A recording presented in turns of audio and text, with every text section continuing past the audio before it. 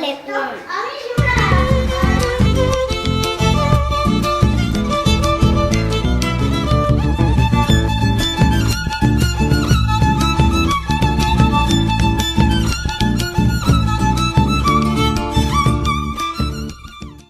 Roedd rhaid marcio'r dyddiad 100 o flynyddoedd ers i'r Cymru gyntaf cyrraedd, a'r ffaith bod y Gymraeg yn dal yma.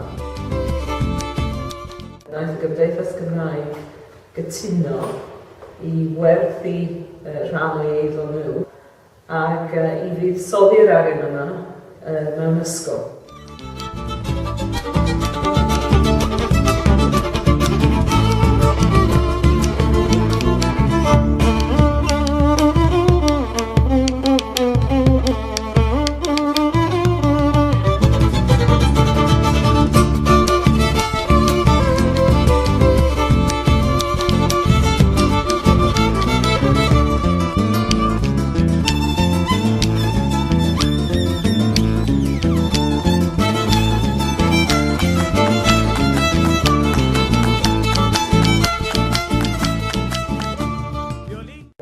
Y gobaith ydy gorffen yr ystafelloedd dosbarth fel bydd yna le i blant rhwng 3 ac 11 oed.